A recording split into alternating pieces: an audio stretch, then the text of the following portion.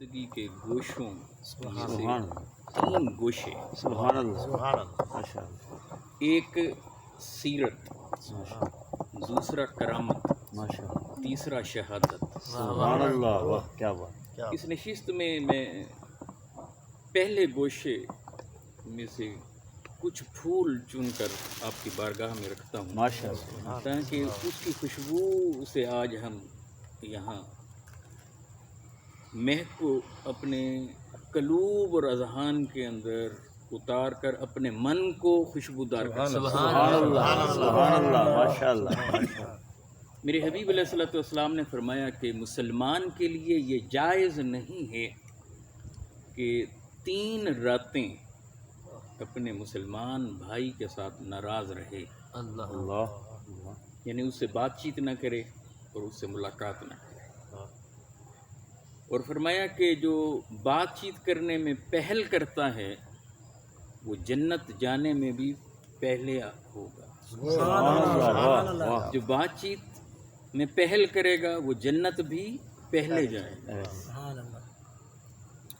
سیدنا ابی ہریرہ رضی اللہ تعالیٰ عنہ کہتے ہیں کہ کسی معاملے پر امام حسن علیہ الصلوۃ والسلام اور امام حسین علیہ الصلوۃ والسلام آپس میں روٹھ گئے، تو میں امام حسین علیہ الصلوۃ والسلام کی بارگاہ میں پہنچا اور میں نے عرض کی کہ حضور آپ امام حسن علیہ الصلوۃ والسلام کی بارگاہ میں چلیں۔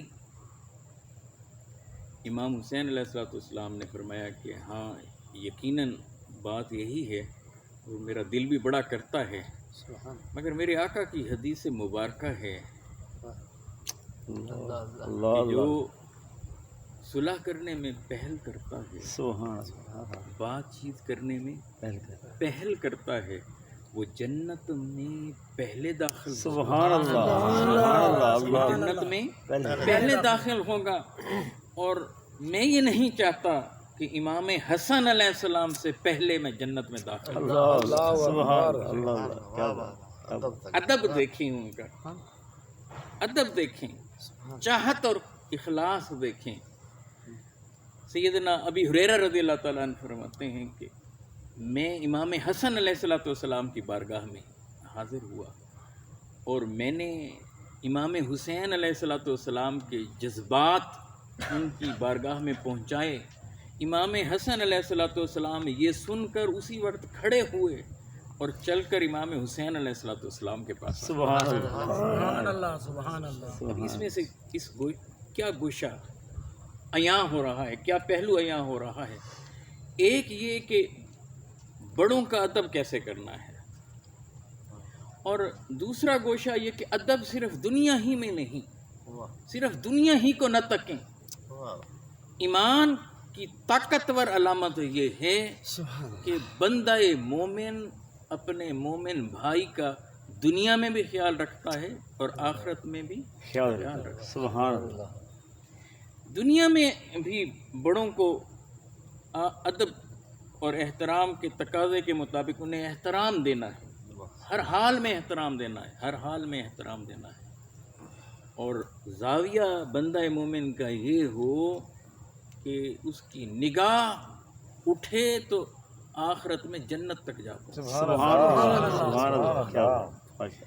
اور دوسرا امام حسن علیہ الصلوۃ والسلام کا کردار یہ بتا رہا ہے، اگر بات چیت ہی کرنی ہے، اگر منانا ہی ہے، صلح ہی کرنی ہے، تو پھر بڑا کیا چھوٹا کیا اللہ خود چل کر امام حسین علیہ السلام کے پاس آ رہے ہیں۔ آج ہم اپنے اندر جھانکیں، کہیں اگر ایسا معاملہ ہو جاتا ہے تو ہم کہتے ہیں ہم تو بڑے ہیں، ہم تو بڑے ہیں، میں بڑا ہوں، میں بڑا ہو کر اس کے پاس جاؤں، میں بڑا ہو کر اس سے بات کروں، میں بڑا ہو کر پہل کروں۔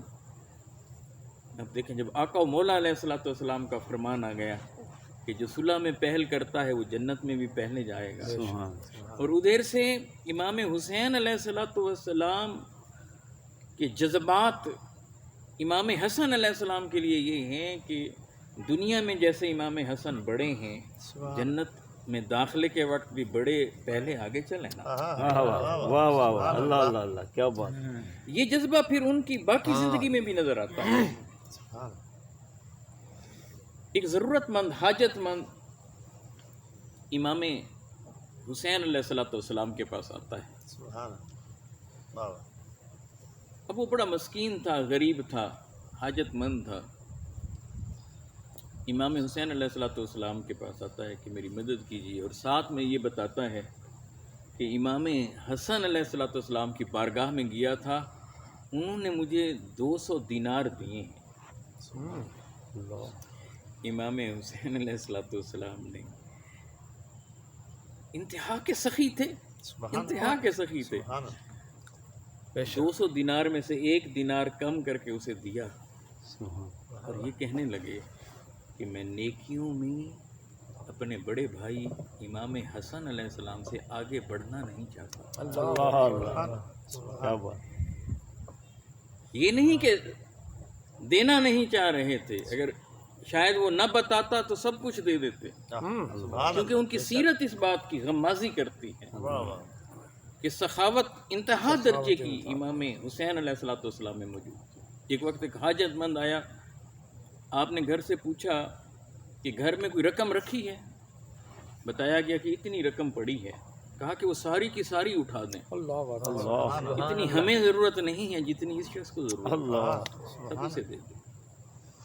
یہ گھرانہ لٹانے والا گھرانہ، اللہ کی راہ میں لٹانے والا، اللہ کی راہ میں مال لٹانے والا، اللہ کی راہ میں دولت لٹانے والا، حتیٰ کہ اللہ کی راہ میں اپنی جان، عائزہ، اقربا، کنبا، بیٹے، چھوٹے بیٹے، سب کچھ لٹانے والا، اپنے آپ کو بھی خدا کی بارگاہ میں شہادت کے لیے پیش کر دے. سبحان اللہ. صرف مال کے سخی نہیں تھے، صرف مال کے سخی نہیں تھے، بلکہ مال و متاع کیا، جان بھی دینی پڑی تو اس شان سے دی کہ قیامت تک اب اس شان سے کوئی خدا کی بارگاہ میں جان پیش نہیں کر سکتا. سبحان اللہ اکبر کبیر. سیدہ کائنات فاطمہ الزہرا سلام اللہ علیہ جب میرے آقا علیہ السلام کا وصال کا وقت قریب آیا تو حسنین کریمین کو لے کر آقا کی بارگاہ میں آتی ہیں.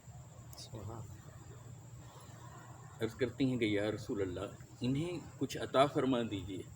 میرے حبیب علیہ السلام نے امام حسن علیہ السلام کی طرف اشارہ کرتے ہوئے فرمایا کہ اسے میں اپنی ہیبت اور سرداری عطا کرتا ہوں. سبحان اللہ. جسے میں اپنی ہیبت اور سرداری عطا کرتا ہوں. اور امام حسین علیہ السلام کی طرف اشارہ کر کے فرمایا کہ اسے میں شجاعت اور سخاوت عطا کرتا ہوں. شجاعت اور سخاوت عطا کرتا ہوں.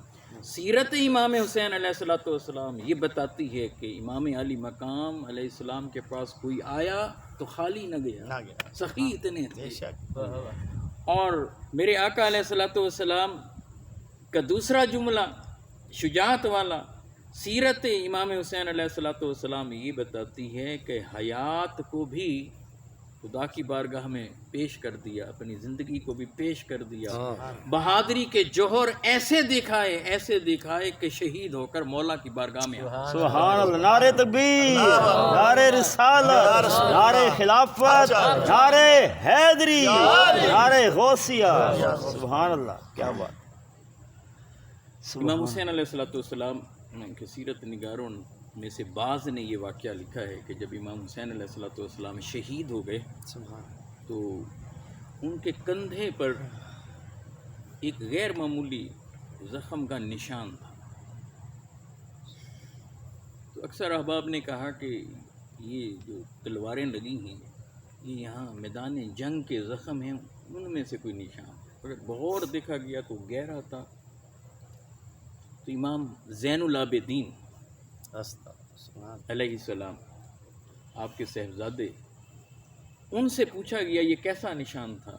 امام زین العابدین علیہ السلام فرماتے ہیں، امام سجاد فرماتے ہیں، وہ کہتے ہیں کہ میرے بابا کے کندھے پر یہ جو نشان تھا نا، میرے بابا اپنے کندھوں پر بوریاں رکھ کر غریبوں کے گھر جایا کرتے تھے، اجناس کی، گندم کی، آٹے کی، ضروریات زندگی کی چیزوں کو اپنے کندھے پر رکھ کر غریبوں کے گھر پہنچایا کرتے تھے۔ سبحان اللہ۔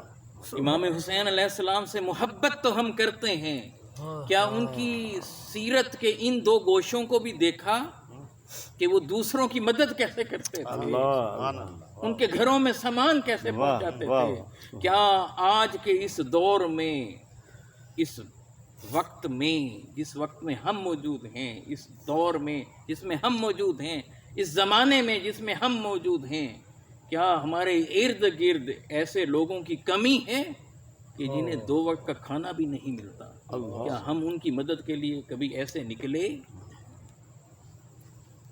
کیا ہم محبت امام حسین علیہ الصلوۃ والسلام کا دعویٰ کرنے والے، کیا ہم نے امام حسین علیہ الصلوۃ والسلام کی سیرت کے اس گوشے کو کبھی اس طرح سے بھی اپنایا؟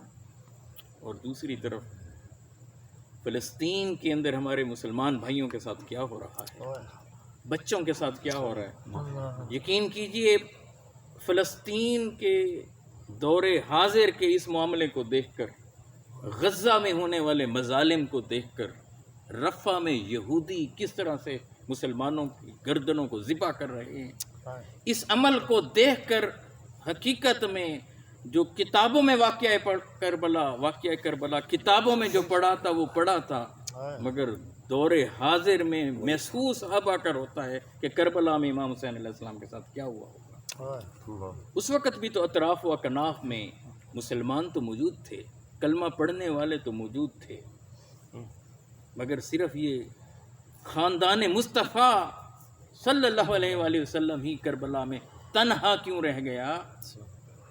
اس کی ایک جھلک تو آج ہمیں بھی نظر آتی ہے۔ 57 اسلامی ملک، اور دیکھ لیں میزائل ان کے پاس، ٹیکنالوجی ان کے پاس، حتیٰ کہ ایٹم بم ان کے پاس، لیکن کیا ہم ان کی مدد کے لیے نکلے ہیں؟ کیا ہم نے ان کے لیے آواز اٹھائی ہے؟ یا یہ کہ جو آواز اٹھاتا ہے اس کی آواز کو بھی دبا دیا جاتا ہے، جو مدد کرنے کو جاتا ہے اسے بھی روک لیا جاتا ہے، اور پھر انہیں ہم نے اس قربان گاہ میں شہید ہونے کے لیے چھوڑ رکھا ہے، اور کن کے سامنے چھوڑ رکھا ہے؟ یہودیوں کے سامنے۔ تو عصر حاضر کی یہ کربلا بپا ہے۔